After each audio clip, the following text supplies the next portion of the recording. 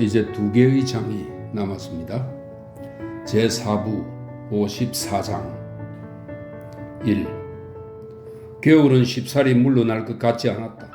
추위가 가실 때가 되었는데도 여전히 춥고 습하고 바람이 불었다. 사람들은 입버릇처럼 말했다. 프랑스에서 대포를 마구 쏘아대는 바람에 전 세계의 날씨를 망쳐버렸지 뭐야. 살리나스 계곡에서는 곡식이 더디게 싹을 틔우고 들꽃들도 한참이나 늦게 피어나서 몇몇 사람들은 아예 꽃이 피지 않을 거라고 예상하기도 했다. 모든 주일학교가 알리슬로 봄소풍을 가는 메이데이에는 겨울가를 따라 심긴 진달래꽃이 만개하지 않을까 하고 모두들 마음속으로 기대했다. 진달래꽃은 메이데이에 반드시 따르는 필수 조건이었기 때문이다. 하지만 그해 메이데이는 몹시 추웠다. 소풍은 차가운 비로 취소되었다. 진달래꽃도 피지 않았다. 2주가 지나도 진달래꽃은 여전히 필 기미가 없었다. 칼이 에이브라에게 진달래꽃이 피면 소풍을 가자고 말했을 때는 미처 이런 일을 예상치 못했었다. 그러나 일단 진달래꽃을 상징으로 정해놓은 이상 그것을 어길 수는 없었다. 포드 자동차는 타이어에 바람을 잔뜩 넣고 배터리도 새로 2개를 갈아넣은 채로 윈덤의 차고에서 출발할 날만 기다리고 있었다. 소풍날 샌드위치를 만들기 위해 신경을 곤두세우고 있던 리도 이제 기다리는데 지쳐서 이틀에 한 번꼴로 샌드위치 빵을 사오던 것을 중단하고 말았다. 왜? 그냥 한번 가보지 그래? 리가 말했다. 어떻게 그냥 가요? 진달래꽃이 피면 가자고 했는데. 가보지도 않고 어떻게 알아? 실라치 시댁 아이들이 거기 살아서 학교에서 만났을 때 물어봤어요. 그 애들 말로는 일주일이나 열흘은 더 있어야 될 거래요. 저런 리가 말했다. 소풍을 기다리다가 지쳐 쓰러지는 건 아닌지 모르겠구나. 애덤의 건강은 서서히 회복되고 있었다. 손의 마비 정체도 점점 사라져갔고 책도 조금은 읽을 수 있어서 매일 조금씩 읽는 양이 늘어났다. 글씨가 가물거려 보였던 건 피로 때문이었던 것 같아. 애덤이 말했다. 공연히 안경을 써서 눈을 버리지 않은 게 다행이야. 눈에는 아무 이상이 없으니 말이야. 리는 고개를 끄덕이며 기뻐했다.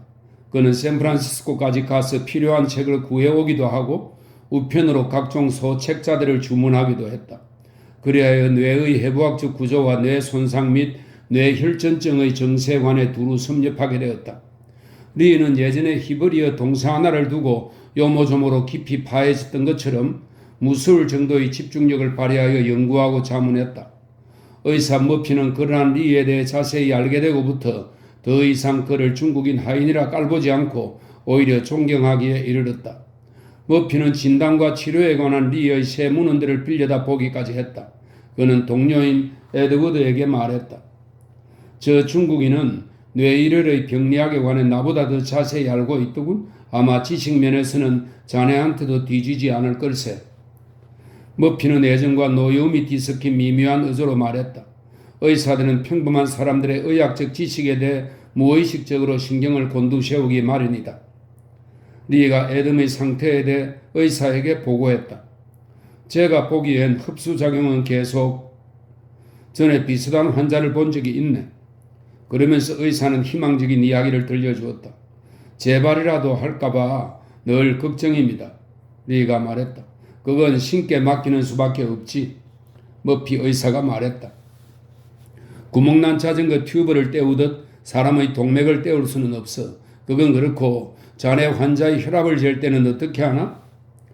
누구의 혈압이 더 높은지 내기를 걸지요. 저는 애덤의 혈압이 더 높을 거라고 하고 애덤은 제가 더 높다고 하고요. 경마보다 더 재미있어요. 누가 이기는가? 당연히 제가 이길 수 있어요. 하지만 일부러 져드리죠. 그랬다가 내기는 물론 진료 차트까지 망쳐버릴 테니까요. 환자를 흥분하지 않게 만드는 비결이 뭔가? 제가 고안해낸 방법이 있어요. 나름대로 이름을 대화치료법이라고 붙였어요. 시간을 많이 소비하겠군. 그런 편이죠. 리가 말했다. 2. 1918년 5월 28일 미군은 1차 세계대전에서 최초로 중요한 임무를 수행했다. 블라드 장군이 지휘하는 1사단은 켄티거니 마을을 점령하라는 명령을 받았다. 그 마을은 고지의 위치에 아버르강 계곡을 굽어보고 있었다. 적군은 참호와 중기관총과 야포로 방어하고 있었으며 전선은 1.6km 남짓되었다. 1918년 5월 28일 오전 6시 45분 1시간가량 계속된 포병의 지원 사격에 이어 마침내 공격이 개시되었다. 투입된 부대는 28보병연대, 18보병연대의 1개 대대, 1공병연대의 1개 대대, 4단 포병대, 여기에 프랑스군의 탱크와 화염방사기가 동원되었다. 공격은 완벽한 성공을 거두었다. 미군은 새 전선의 참호를 구축하고 두 차례에 걸친 독일의 강력한 반격을 물리쳤다. 1사단은 클레망소, 포슈, 페탱으로부터 축하를 받았다. 3. 실라치가 아이들이 연어의 속살 같은 분홍빛 진달래꽃이 피기 시작했다는 소식을 갖고 온 것은 5월 말이었다. 칼은 수요일 아침 9시 수업 종이 울릴 때 그 소식을 전해들었다.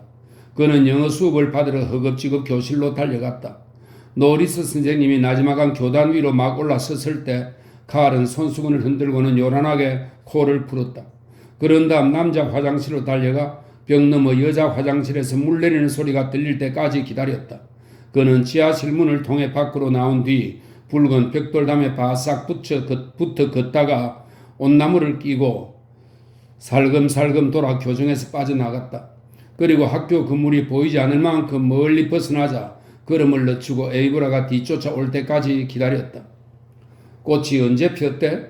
그녀가 물었다. 오늘 아침에. 그럼 우리 내일 갈까? 칼은 눈부신 황금빛 태양을 올려다 보았다. 올 들어 처음 보는 따스한 태양이었다. 그때까지 기다릴 수 있겠어? 아니, 못 기다릴 것 같아. 그녀가 말했다. 나도 그래. 그들은 내달리기 시작했다. 레이노드 빵집에서 빵을 사가지고 집에 들어가자마자 리를 재촉했다. 시끌벅적 떠드는 소리를 듣고 애덤이 부관을 들여다보았다. 왜 그리 야단법석이냐? 애덤이 물었다. 소풍을 가려고요. 칼이 말했다. 수업이 있는 날 아니냐? 애덤의 질문에 에이브라가 대답했다. 그렇기도 하지만 휴일이기도 해요. 애덤이 그녀를 보고 미소를 지었다. 두 뺨이 장미꽃처럼 빨갛구나. 그러자 에이브라가 소리쳤다. 아저씨도 같이 가세요. 진달래꽃을 보러 알리스에 가는 거예요? 그럴까? 애덤이 말했다. 아, 참 안 되겠다. 제빙 공장에 가기로 약속이 되어 있어. 배관을 새로 할 예정이거든. 어쨌든 무척 화창한 날이구나. 진달래꽃을 꺾어다 드릴게요. 에이브라가 말했다. 좋지. 재미있게 놀다 오너라. 그가 나가자 칼이 말했다. 리 아저씨, 우리와 같이 가실래요? 리가 날카롭게 노려보았다. 너가 그런 바보 같은 소리를 할 줄은 몰랐다. 같이 가세요. 에이브라가 소리쳤다. 너희들 누굴 놀리는 거냐? 리가 말했다. 4. 살리나스 계곡의 동쪽 게빌린 산을 등지고 있는 알리스을에는 작은 시냇물이 마을을 가로질러 흐르고 있었다. 유쾌한 소리와 함께 조약돌 위를 흐르는 시냇물은 양쪽에 늘어선 나무 뿌리들을 깨끗이 씻어 주었다. 달콤한 진달래 향기와 엽록소 작용에 바쁜 태양의 나른한 향기가 한데 어울려 대기를 가득 채웠다. 두 귀에 세우던 포드 자동차에서 과열로 부르릉거리는 소리가 나지막하게 들려왔다. 차 뒷좌석에는 가지째 꺾은 진달래꽃이 한아름 놓여 있었다. 칼과 에이브라는 빈 도시락 상자를 사이에 두고 두 귀에 나란히 앉아 있었다. 그들은 물속에 발을 담그고 있었다. 진달래는 집에 도착하기도 전에 다 시들어 버릴 거야. 칼이 말했다. 하지만 좋은 핑계거리가 되긴 하잖아. 에이브레가 말을 이었다. 칼, 너가 하지 않으면 내가 먼저 해야 할까 봐? 뭘? 그녀는 손을 뻗어 그의 손을 잡았다. 이거 말이야. 나는 겁이 났어. 왜? 모르겠어. 난 겁나지 않던데. 여자들은 무슨 일에든 겁을 내지 않는 모양이지. 꼭 그렇진 않아. 너도 겁이 난 적이 있었니? 그럼 내 팬티가 젖었다고 너가 말했을 때 나는 너가 무서웠어. 비열한 행동이었지. 내가 왜 그랬는지 모르겠어. 칼은 갑자기 말이 없었다. 그의 손을 잡고 있는 그녀의 손가락에 힘이 들어갔다. 나는 너가 무슨 생각을 하고 있는지 알아. 그런 생각은 하지 말았으면 좋겠어? 칼은 흐르는 시냇물을 내려다보다가 발가락으로 갈색 조약돌 하나를 뒤집었다. 에이브라가 말했다. 너는 나쁜 점들은 너가 죄다 물려받았다고 생각하지? 그래서 너 때문에 불운한 일이 생긴다고. 글쎄, 너한테 할 말이 있어. 우리 아버지가 곤란한 처지에 빠지셨어. 무슨? 일부러 엿드는 건 아니지만 대충은 알게 됐어. 아버지는 병이 나신 게 아니야. 두려움에 떨고 계신 거지. 틀림없이 무슨 일인가를 저지르셨나 봐. 그가 고개를 돌렸다. 그게 무슨 일인데? 회사 공금을 빼돌린 것 같아. 동업자들이 아버지를 감옥에 집어넣을지 변상을 시킬지 몰라 떨고 계신 거야. 넌 그걸 어떻게 알았는데? 아버지가 누워 계신 침실에서 동업자들이 떠드는 소리를 들었어. 그런데 어머니가 그 소리를 듣지 못하도록 축음기를 틀었지. 꾸며낸 얘기는 아니지? 아니야, 내가 왜 그러겠어? 칼은 슬금슬금 그녀 곁으로 다가가 그녀의 어깨에 머리를 기대고 수줍게 허리를 껴안았다. 이제 알겠지? 너만 그런 건 아니야. 그녀는 비스듬히 그의 얼굴을 바라보았다. 이제는 내가 겁이 나. 그녀가 힘없이 말했다. 오후 3시에 리는 자기 책상에 앉아 종자 카탈로그를 뒤적거리고 있었다. 스위트빛 그림이 원색으로 나와 있었다. 뒤뜰 울타리에 이걸 심으면 멋지겠군. 도랑도 안 보이게 가려줄 거고. 그런데 햇빛이 잘 뜰지 모르겠네. 그는 자기의 목소리에 놀라 고개를 쳐들고는 빙긋 웃었다. 언제부터인가 그런 버릇이 생겼는지 모르지만 집안이 텅 비었을 때마다 리는 혼자서 소리내어 짓거리곤 했다. 나이 탓이야. 생각도 느려지고. 그는 편안감 말을 멈추었다. 순간 몸이 뻣뻣해졌다. 이상해. 무슨 소리가 난 것 같은데? 가스 불 위에 자주둔자를 올려놓았던가? 아닌데? 그는 다시 귀를 기울였다. 내가 미신을 안 믿는 게 얼마나 다행이지. 미신을 믿는 사람이었다면 귀신이 걷는 소리도 들을 수 있었을 거야? 그때 현관 초인종 소리가 들렸다. 그럼 그렇지. 내가 들으려고 한 게 바로 저것이었어. 그냥 울리게 내버려 둬야지. 감정에 이끌리고 싶지는 않으니까 그냥 내버려 두자. 그러나 초인종은 다시 울리지 않았다. 불길한 피로감이 그를 엄습했다. 절망감이 그의 양 어깨를 짓눌렀다. 그는 스스로를 비웃었다. 나가서 문 밑에 누군가가 광고지를 밀어넣고 갔는지 확인해 볼까? 아니면 그냥 이대로 앉아서 내 어리석은 마음이 문간에 죽음이 찾아왔다고 알려주는 걸 듣고 있을까? 아무래도 광고지를 확인하는 편이 낫겠군. 리는 거실에 앉아 무릎 위에 편지 봉투를 내려다 보았다. 그러다가 문득 내뱉듯이 말했다. 좋아, 빌어먹을. 어디 해볼 테면 해보라지. 그는 봉투를 거칠게 찢었다가 멈칫 테이블 위에 내려놓고는 글씨가 안 보이는 쪽으로 엎어 놓았다. 그는 무릎 사이로 마룻바닥을 내려다 보았다. 아니, 내게는 이럴 권리가 없어. 누구도 다른 사람이 겪어야 할 경험을 함부로 빼앗을 권리는 없지. 생과 사는 정해진 것이니까 우리에겐 고통받을 권리도 있는 거야. 리는 뱃속이 뒤틀리기 시작했다. 나는 용기가 없어. 나는 급쟁이 노랑퉁이인가 봐. 도저히 참을 수가 없어. 그는 욕실로 들어가 유리컵에 진정제를 정확히 3스푼 따라 담고는 빨간 약물이 분홍색이 될 때까지 물을 탔다. 그리고는 유리컵을 거실로 가지고 가서 테이블 위에 놓았다. 그는 전보를 접어 호주머니에 넣었다. 그리고 크게 소리쳤다. 난 급쟁이가 싫어. 맙소사. 내가 급쟁이를 싫다고 하다니. 그의 손은 부들부들 떨리고 있었다. 이마에는 식은 땀이 솟아났다. 4시에 애덤이 문손잡이를 더듬는 소리가 들렸다. 리는 입술에 침을 발랐다. 그리고 일어서서 천천히 복도 쪽으로 걸어갔다. 손에는 분홍색 약이 담긴 유리컵이 들려 있었지만 이제 더 이상 손이 떨리지는 않았다. 마지막 장입니다. 55장 1. 드레스크 집안에 있는 램프들은 모두 켜져 있었다. 현관문은 반쯤 열려있고 집안은 썰렁했다. 거실에는 리가 램프 옆 의자에 나무잎처럼 몸을 움츠린 채 앉아 있었다. 애덤의 열린 방문 사이로 얘기 소리가 새어나왔다. 집안에 들어선 칼이 물었다. 무슨 일이에요? 리는 그를 한번 보고는 전보가 놓여있는 테이블 쪽으로 고개를 돌렸다. 형이 죽었어. 그가 말했다. 아버지는 뇌졸중으로 쓰러지시고. 칼이 복도 쪽으로 걸어갔다. 리가 말했다. 이리 돌아와. 에드우드 박사와 머피 박사가 와 계셔. 방해하지 않는 게 좋아? 칼은 그의 앞에 와서 섰다. 얼마나 안 좋은 거예요? 얼마나 나쁘냐고요? 아저씨, 뭐라고 말 좀 해봐요. 나도 잘 모르겠다. 리는 먼 옛날을 회상하듯 말했다. 아버지는 아주 지친 상태로 집에 돌아오셨어.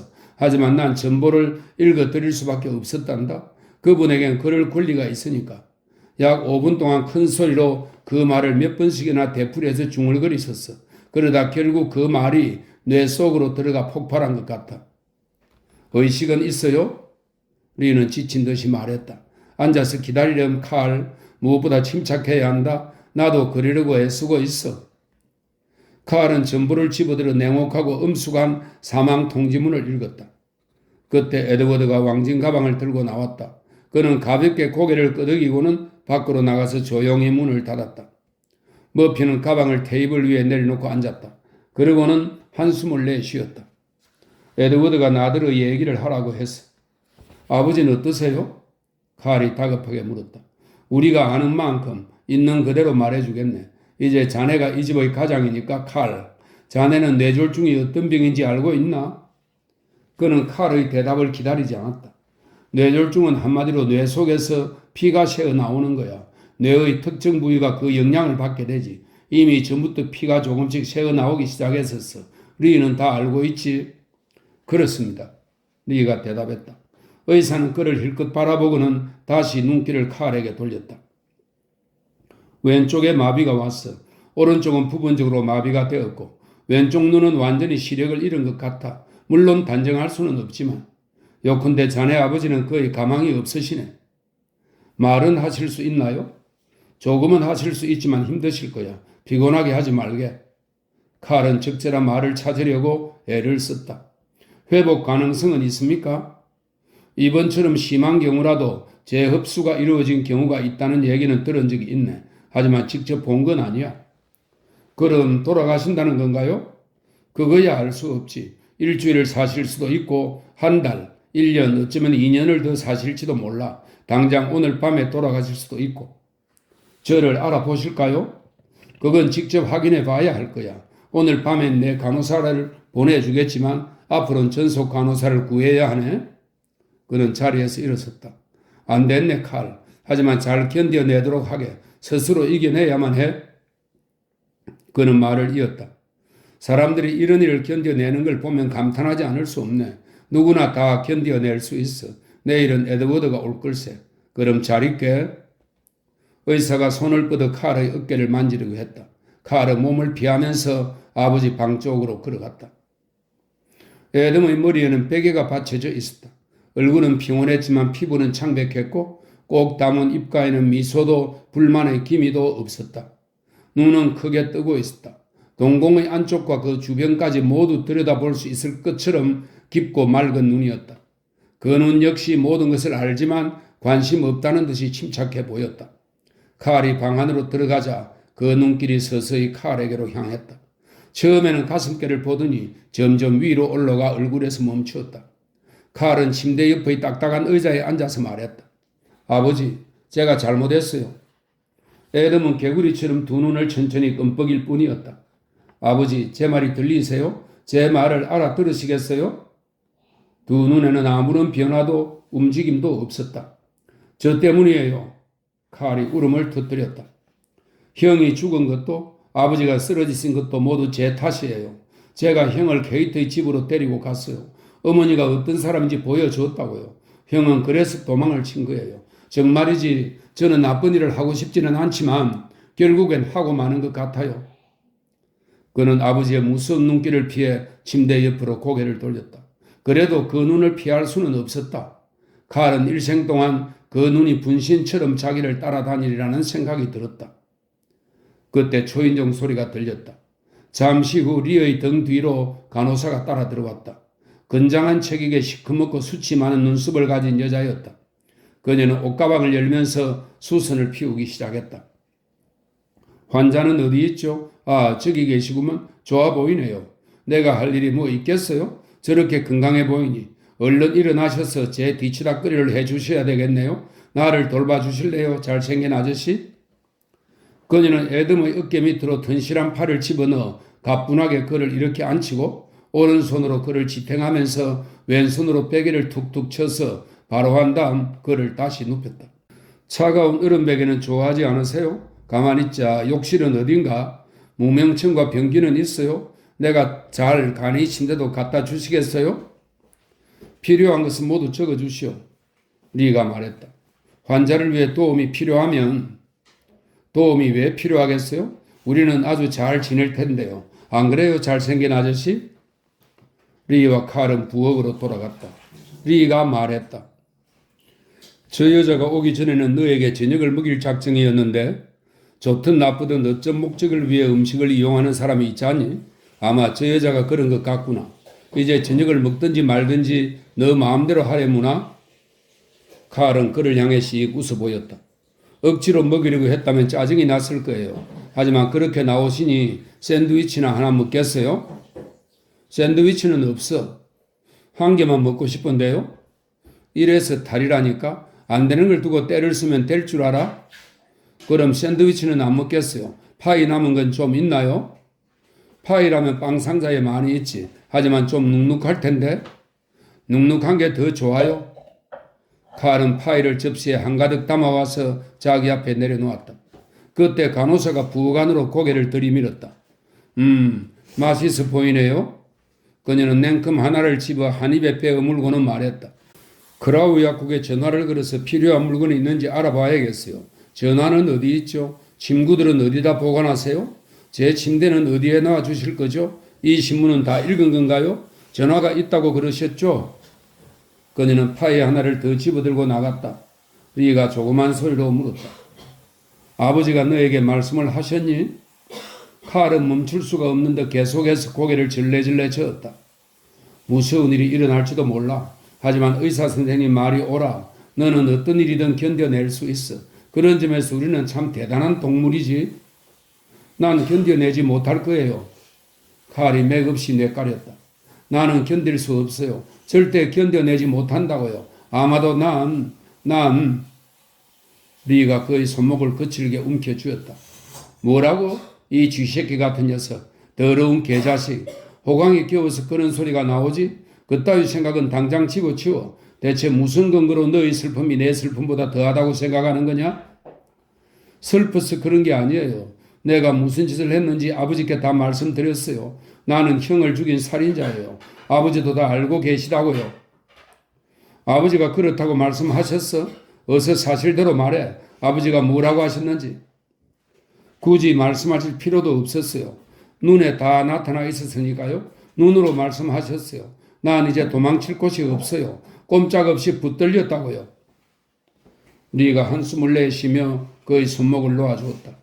칼, 그는 차분하게 말했다. 내 얘기 잘 들으라. 아버지는 뇌 중추에 이상이 있어.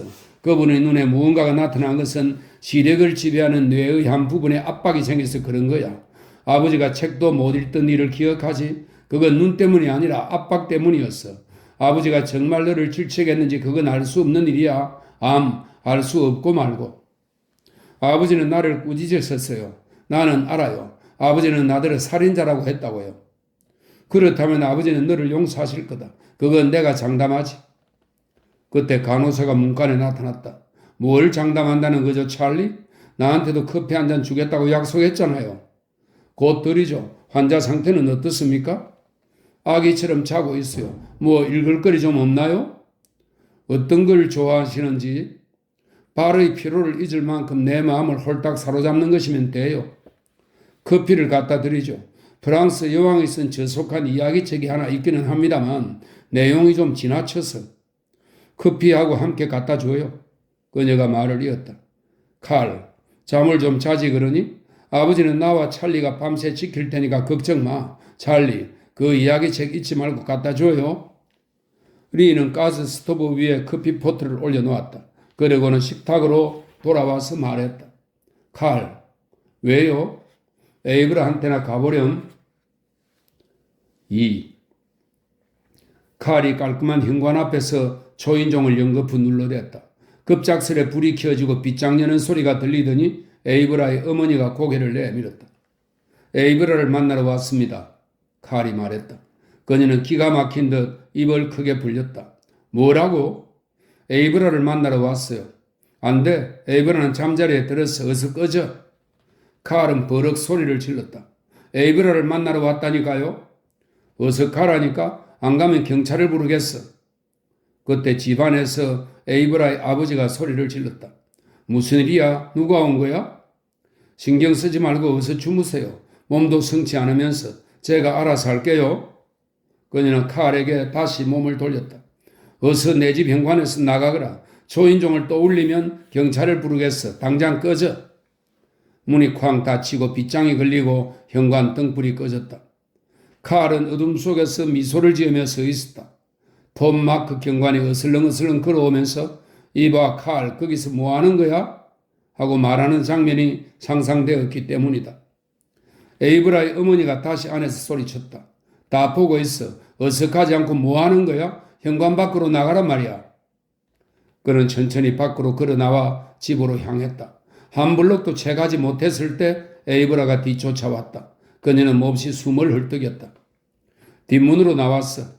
그녀가 말했다. 너희 엄마가 아시면 어쩌려고? 상관없어. 상관없다고? 그렇다니까? 칼이 말했다. 에이브라, 나는 형을 죽였고 아버지는 나 때문에 반신불수가 되셨어. 그녀는 두 손으로 그의 팔을 꼭 붙잡았다. 내 말 못 들었어? 칼이 물었다. 들었어. 에이브라, 우리 어머니는 창녀였어. 알고 있어. 너가 말했잖아. 우리 아버지는 도둑놈이야. 내게는 어머니의 피가 흐르고 있어. 알겠어, 에이브라? 내게는 아버지의 피가 흐르지. 그녀가 말했다. 두 사람은 아무 말 없이 걸었다. 그동안 칼은 균형을 되찾으려고 애를 썼다. 바람이 차가웠다. 그들은 체온을 유지하기 위해 걸음을 빨리 했다. 살리나스 시가지가 끝나는 마지막 가로등을 지나자 칠흑 같은 어둠이 앞을 가로막았다. 거기서부터는 질척거리는 비포장 길이 이어졌다. 그들은 이미 마지막 가로등을 지나 포장도로의 끝에 이른 것이었다. 발밑은 봄 진흙으로 미끄러웠고 이슬에 젖은 풀잎이 다리를 적셨다. 에이브라가 먼저 입을 열었다. 우리 지금 어디로 가는 거야? 아버지의 눈길을 피해 도망치고 싶어. 아버지의 눈이 내 앞에서 사라지질 않아. 눈을 감아도 소용없어. 앞으로도 내내 그럴 거야. 아버지는 곧 돌아가시겠지만 아버지의 눈은 계속 나를 노려보면서 형을 죽인 살인자라고 원망하실 거야. 너가 죽인 게 아니잖아. 아니야, 내가 그랬어. 내가 그랬다고. 아버지의 눈이 말하고 있어. 그렇게 말하지 마. 우리 지금 어딜 가는 거지? 조금만 더 가면 돼. 도랑이 있고 펌프 오두막이 있고 버드나무가 있는 곳이야. 그 버드나무 기억하지? 기억해. 그가 말했다.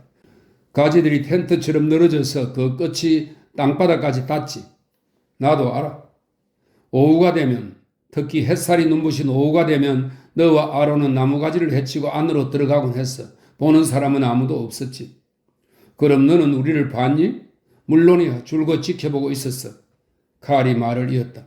이제 나와 그 버드나무 속으로 함께 들어가자. 그게 바로 내가 원하는 거야. 에이브라는 발걸음을 멈추고 그의 손을 잡아 끌었다. 안 돼. 그녀가 말했다. 그건 옳은 일이 아니야. 나와 저 안으로 들어가기 싫은 거야? 너가 그런 식으로 도망치는 거라면 함께 가기 싫어. 칼이 말했다. 그럼 난 어떻게 해야 하지? 뭘 어떻게 해야 할지 모르겠어. 너가 좀 가르쳐줘. 내가 하자는 대로 할래? 모르겠어. 같이 돌아가자. 그녀가 말했다. 돌아가? 어디로? 너희 아버지가 계신 곳으로. 에이브라가 말했다. 3. 부엌의 등불이 그들을 환하게 비추었다. 리는 싸늘한 집안의 공기를 데우기 위해 오븐에 불을 지폈다. 에이브라가 가자고 해서 왔어요. 칼이 말했다. 물론 그랬겠지. 당연히 그러리라고 생각했어. 에이브라가 말했다. 제가 없었어도 칼은 돌아오려고 했을 거예요. 과연 그랬을까? 리가 말했다. 그는 잠시 부엌에서 나갔다가 돌아왔다. 아직도 주무시고 계시는군?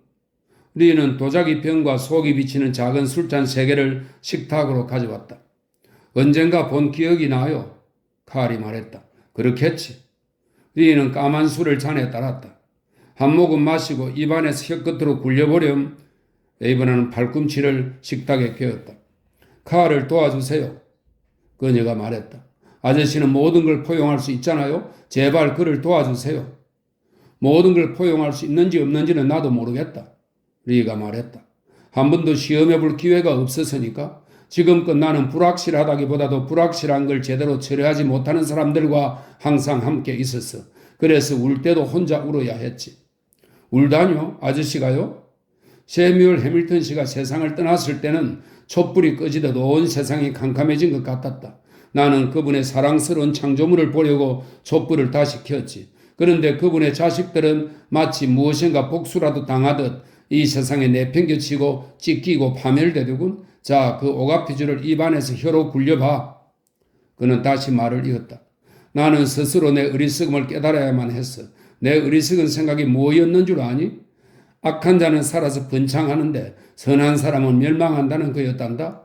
한때 나는 하나님이 화가 나고 진절머리가 나서 도가니에 든 가혹한 시린의 불길을 자신의 사랑스러운 진흙 작품에 퍼부은 거라고 생각했다. 그 작품들을 아예 파괴시키거나 맑게 정화시키기 위해서 말이야. 나는 그 불에 댄 상처와 앞으로 태워 없애야 할 불순함을 모두 갖고 태어났다고 믿었어. 선과 악을 모두 갖고 태어났다고 말이야. 넌 그렇게 생각하지 않니? 그런 것 같아요. 칼이 대답했다. 저는 잘 모르겠는데요. 에이브라가 말했다. 리가 고개를 저었다. 아니, 그것으로는 충분하지 않아. 충분한 생각이 못 된다고. 어쩌면 그는 말을 멈추었다. 칼은 술 기운에 뱃속이 뜨거워지는 것을 느꼈다. 어쩌면이라뇨? 그게 무슨 말이에요, 아저씨? 어쩌면 너도 시대를 막론하고 세상 모든 인간들은 다시 불길에 정화된다는 걸 깨닫게 될 거다.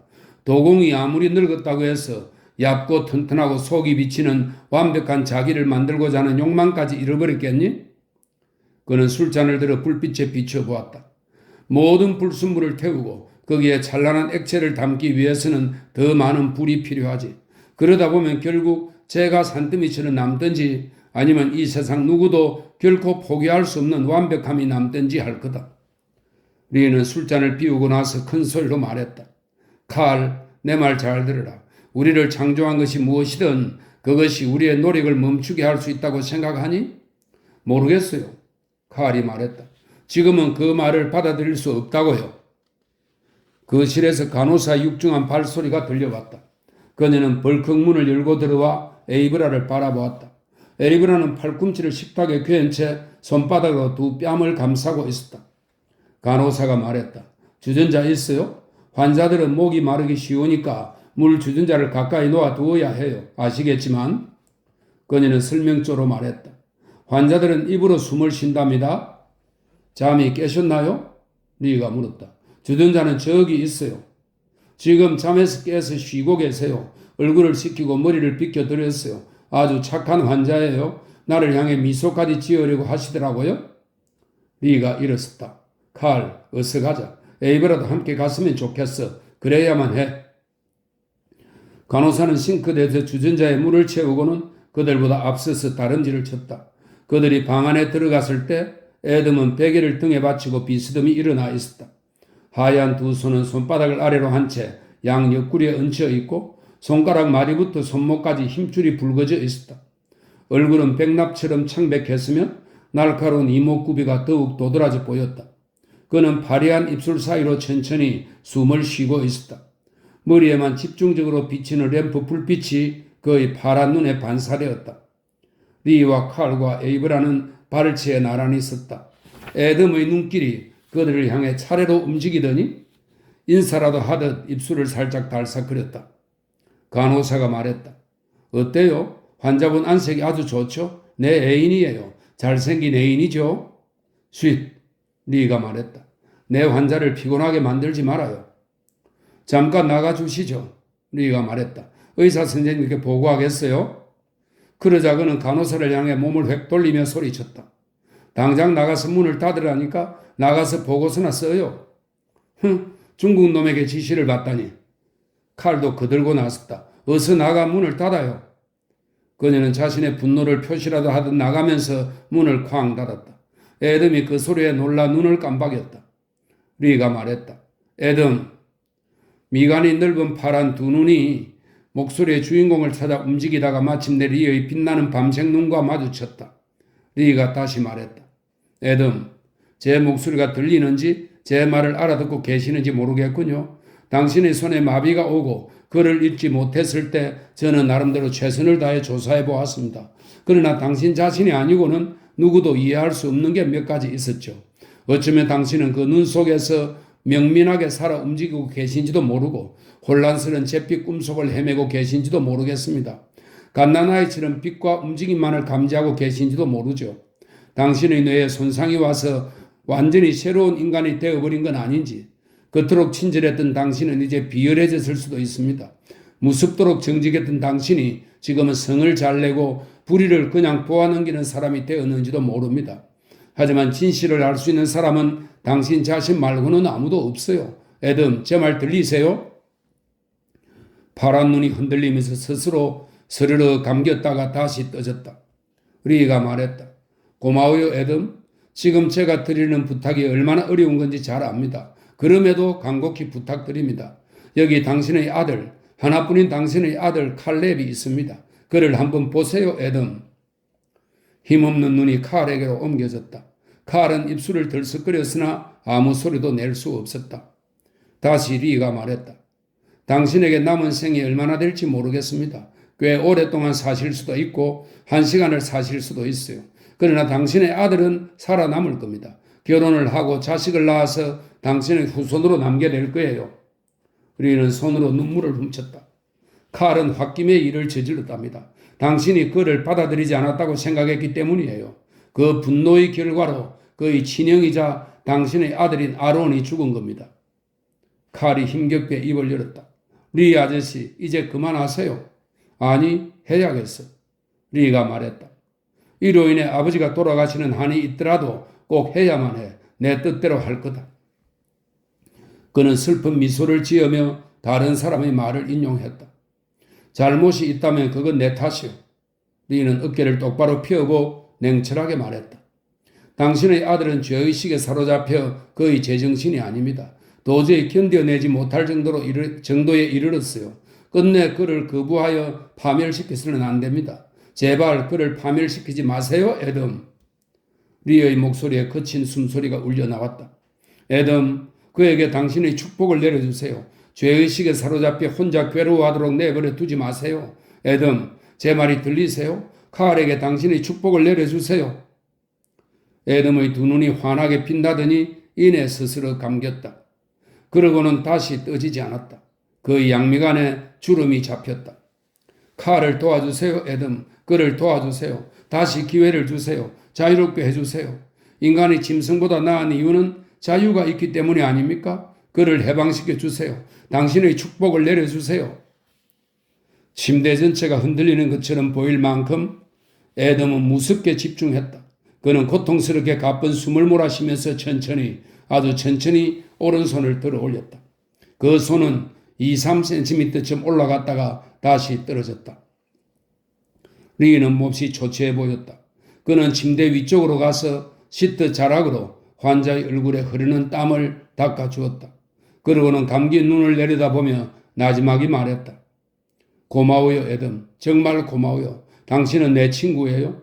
입술을 움직일 수 있겠어요? 입술을 움직여서 아들의 이름을 불러보세요.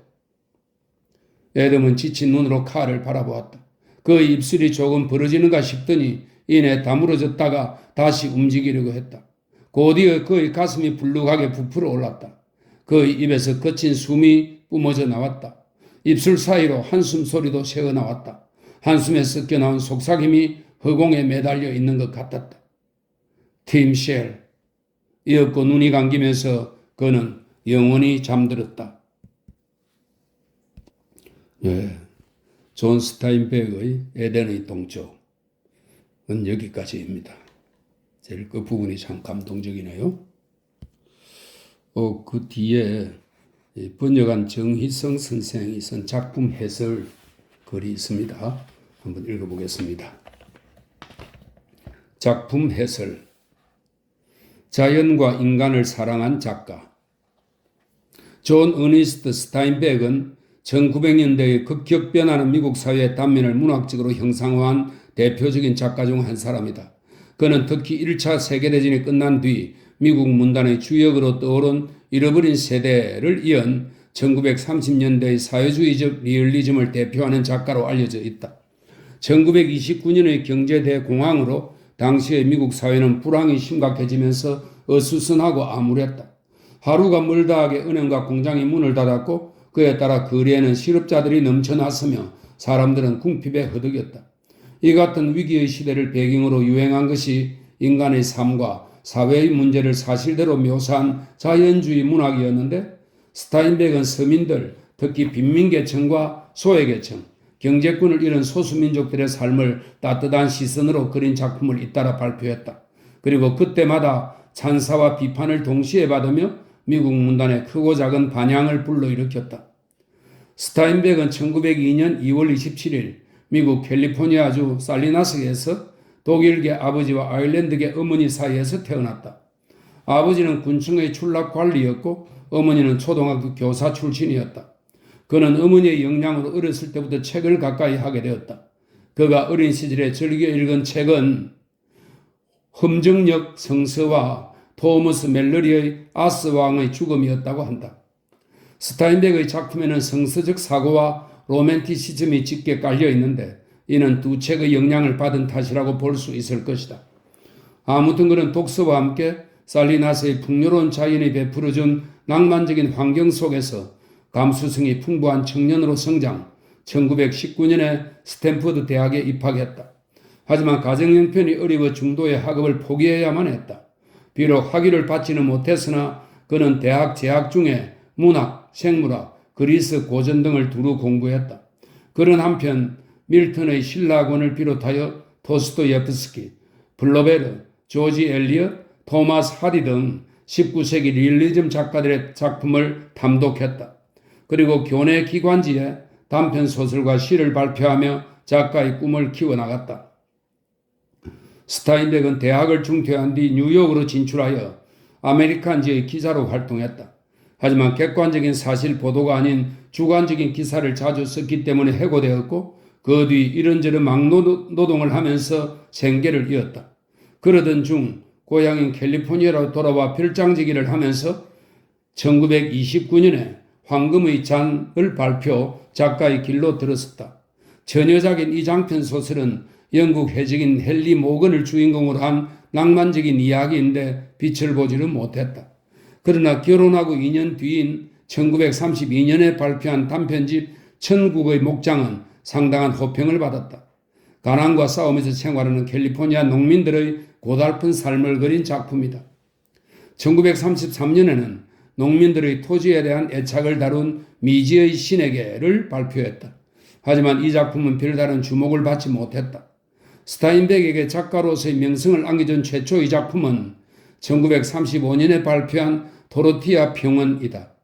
캘리포니아 연안의 몬트레이에 사는 스페인, 인디언, 멕시코 등의 혼혈 인종인 파이사노들의 생활을 따뜻한 유머와 베이소스를 섞어서 묘사한 작품인데 출간 뒤 몇 개월 동안 베스트셀러의 자리를 차지했다. 도로티아 평원에 이어 1936년에 발표한 성상 없는 싸움은 농장 노동자들의 파업을 다룬 작품으로 스타인백은 이를 통해 그 자신이 지닌 사회주의적 사고의 일단을 분명하게 드러내 보였다. 1937년에 발표한 생지와 인간에 대하여는 스타인백의 명성을 더욱 확고하게 만든 작품이다.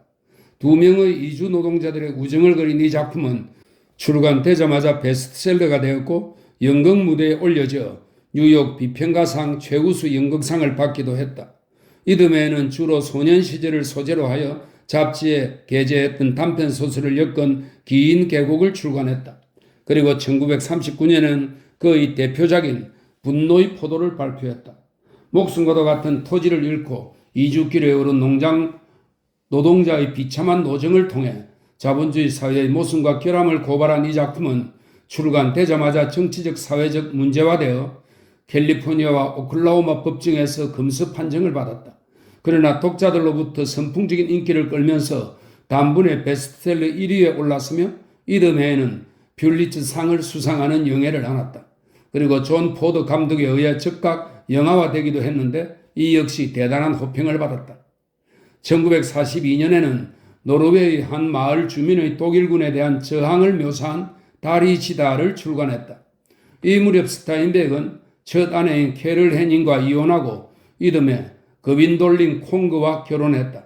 그리고 잠시 종군기자로 활동한 뒤 2차 세계대전이 끝난 해에 캘리포니아주 몬트레이의 건달들의 생활을 그린 통조림 골목을 발표했으며 2년 후인 1947년에는 사회 풍자 소설인 제멋대로 가는 버스와 멕시코 미나를 소재로 그린 진주를 출간했다. 또한 뉴욕 헤럴드 트리뷴지의 특파원으로 소련을 여행하고 러시아 기행을 출간한 데 이어 1950년에는 공상적인 희곡 소설인 밝게 타오르다를 발표했다. 스타인백은 같은 해 두 번째 아내와 이혼하고 영화 배우인 일레인 스코트와 세 번째 결혼을 했다. 그러고는 유럽 각지를 여행하고 돌아와서 대작인 에덴의 동쪽의 지필에 매달려 1952년에 출간했다.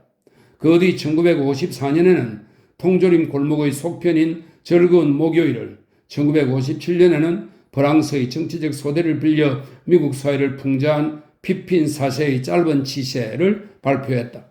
그런가 하면 1961년에는 도덕적 규범의 붕괴에 따른 사회 문제를 다룬 불만의 겨울을 발표, 이듬해인 1962년에 노벨 문학상을 수상했다. 당시 스웨덴 아카데미는 스타인백에 대해 사실적이면서도 상상력이 풍부한 문학을 구축한 작가라고 칭송했다. 스타인백의 작품들에서 엿볼 수 있는 특징 중 하나는 자연과 인간에 대한 지극한 사랑이다. 특히 그의 후기 작품들에는 고향인 캘리포니아의 아름답고 광활한 자연과 거기에 사는 가난하지만 소박하고 유머스러한 사람들이 자주 등장한다. 이 사람들은 자연에 맞서 싸우기도 하고 때로는 자연에 순응하기도 한다.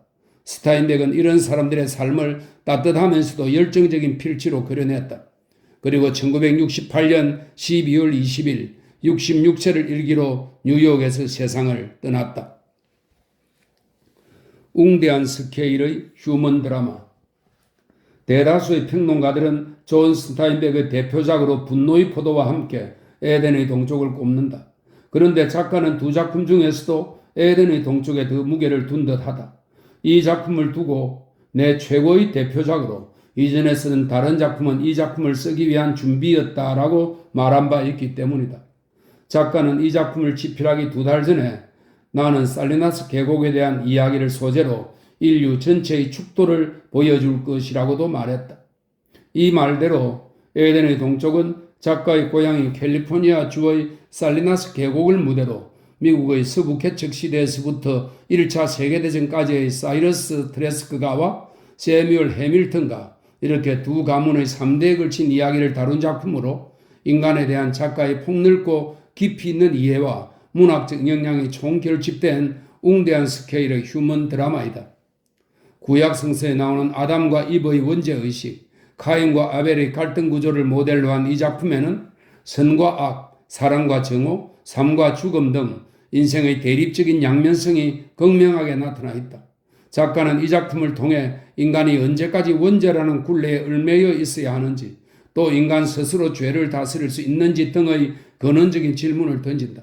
그리고 그 해답으로 인간의 자각인식, 관용, 인간의 자유의지 등을 암시적으로 내비친다. 이 작품의 중심 인물은 트레스크가의 에덤이다. 아버지에게서 막대한 유산을 물려받은 에덤은 고향인 코네티컷을 떠나 살리나스 계곡으로 이주해 온다. 그는 살리나스에서도 가장 비옥한 땅을 구해 사랑하는 아내 캐시를 위해서 에덴 동산 같은 이상적인 낙원을 건설할 꿈을 꾼다. 하지만 그 꿈은 캐시로 인해 산산조각이 나버린다. 아름다운 외모 속에 야수의 잔혹성을 감추고 있는 캐시는 악의 화신이라고 할 만큼 사악한 여자이다. 그녀는 집에 불을 질러 부모를 죽인 데다 자기를 구해준 에덤과 결혼해서는 그 이복 동생인 찰스를 유혹하여 성관계까지 갖는다. 그리고 그것도 모자라서 쌍둥이 형제인 칼과 아론을 낳은 뒤 권총으로 에덤을 피격하고 집을 나가 유곽의 창녀가 된다. 그런 다음 캐시에서 케이트로 이름을 바꾸고는 자기를 친딸처럼 사랑해준 유곽의 주인을 독살하고 그 자리를 차지한다. 그녀는 창녀의 기질을 유감없이 발휘하여 명성과 부를 쌓는다. 그러나 아내의 배신으로 충격을 받은 에덤은 시리에 젖어 나날을 보낸다. 한편 쌍둥이 형제 아론과 칼은 구약 성서의 아벨과 가인처럼 서로 대립되는 성정을 지닌 채 자란다. 아론은 에덤을 닮아서 선하지만 칼은 사악한 쪽에 가깝다. 에덤은 자연히 아론을 좋아하고 칼을 멀리한다. 칼은 자기를 무턱대고 냉대하는 아버지에 대한 원망과 아버지의 사랑을 독차지하는 아론에 대한 질투 때문에 괴로워한다. 그러던 어느 날 그는 죽은 줄 알았던 어머니가 살아서 유곽을 경영하고 있다는 사실을 알게 된다. 하지만 아론에게는 그 사실을 밝히지 않는다. 그러다 1차 세계대전 중 콩장사를 하여 번 돈을 아버지에게 선물로 전하려다가 거절을 당하자 홧김에 어머니에 대한 사실을 아론에게 알린다. 아론은 어머니의 타락한 생활을 목격하고는 충격을 이기지 못해 군에 입대한다. 어머니 케이트는 자신이 저지른 악행이 스스로의 목을 옥죄어 오는 걸 깨닫고 약물로 자살한다. 아론도 군에서 전사하는데 에덤은 이 소식을 듣고 충격을 받은 나머지 뇌졸중으로 쓰러져서 병석에 눕는다. 그러자 칼은 이 모든 불행이 자기의 잘못 때문에 생겼다면서 죄의식으로 괴로워한다. 에덤이 임종하기 직전 하인인 중국인 리는 죄의식에 사로잡힌 칼에게 축복을 내림으로써 그를 자유롭게 하고 회생할 기회를 주라고 간청한다. 이에 에덤은 팀쉘이라는 말을 남기고 영원히 눈을 감는다. 이 작품에는 팀쉘이라는 말이 2번 나오는데 독자는 이 히브리어에 주목할 필요가 있다. 왜냐하면 이 작품의 주제이기도 한 인간이 짊어진 원죄와 그것으로부터의 해방에 대한 작가의 사고를 엿볼 수 있기 때문이다. 험정력 성서를 보면 자신과 자신의 재물을 반기지 않는 하나님에게 가인이 화를 내며 항의하는 장면에서 하나님이 너는 죄를 다스릴 것이다 라고 말하는 대목이 나온다. 그런데 미국 표준 성서에는 이 구절이 너는 죄를 다스려라 라고 되어 있다. 그런데 중국인 리는 전자의 것은 하나님이 언젠가는 인간을 죄에서 벗어나게 해준다는 약속을, 후자의 것은 하나님이 인간에게 죄의 극복을 명령하는 의미를 띈다고 말한다. 그러면서 다스릴 것이다나 다스려라는 히브리어 팀쉘을 잘못 번역한 것이라고 주장한다. 그는 팀쉘을 다스릴 수도 있을 것이다로 해석해야 한다면서 이 말은 결국 다스릴 수도 다스리지 못할 수도 있다는 뜻인 만큼 죄를 다스리는 것은 인간 스스로에 달렸다는 점을 강조한다. 말하자면 죄에 대한 자각과 그것을 바탕으로 한 인간의 자유의지에 따라서 죄를 다스릴 수도 있고 다스리지 못할 수도 있다는 것이다. 인간은 누구나 가인이나 칼처럼 원죄를 짊어지고 산다. 그렇기 때문에 선과 악, 사랑과 정오 사이에서 갈등하고 헤맨다. 하지만 이 2갈래 길을 선택하는 권리는 어디까지나 인간에게 있다. 문제는 어느 길을 선택하느냐는 것이다. 가인이 그렇듯 칼은 결코 선하지 않다. 선하기는커녕 악에 물들어 있다. 그러나 그는 선을 자각하고 그쪽으로 가려고 한다. 선을 선택하려고 애쓰는 것이다. 그렇기 때문에 근본적으로 비극일 수밖에 없는 인생을 반전시킬 수 있는 희망을 그에게서 엿볼 수 있다. 따지고 보면 칼은 불쌍할 정도로 외로운 존재이다. 사랑을 갈구하나 사랑을 받지 못하고 마음속 깊이 간직했던 꿈마저 무참히 깨지기 때문이다. 그는 외로운 만큼 불완전한 존재이기도 하다. 한없이 나약한 데다 결점이 많은 인물이다. 그럼에도 불구하고 우리는 그의 미래를 긍정적으로 내다본다. 그에게는 자각 능력과 함께 스스로를 개선하려는 의지가 있기 때문이다. 이 작품은 전체적으로 어두운 가운데 비극적인 분위기를 풍긴다. 그럼에도 밝은 희망을 느낄 수 있는 건 그 속에 관용과 인간의 같은 따뜻한 메시지가 담겨 있기 때문이다. 작가 스타인백이 이 작품을 통해 주장하는 바는 자명하다. 이 작품에는 스타인백의 인본주의적 가치관이 잘 녹아 있다. 그에 따르면 인간은 신의 명령이나 주어진 운명대로 사는 존재가 아니다. 인간의 주인은 바로 인간이다. 그렇기 때문에 인간은 본인의 의지대로 자신의 미래를 개척해 나갈 수 있고 또 스스로의 선택에 의해서 자신의 운명과 직접 부딪혀 어려움을 극복해 나갈 수 있는 것이다. 스타인백은 말한다. 비록 그 과정이 느리고 고통스러울지라도 인간의 길을 묵묵히 걸어가는데 삶의 가능성과 희망이 있고 인간의 위대성과 존엄성이 있다고. 2008년 여름 정희성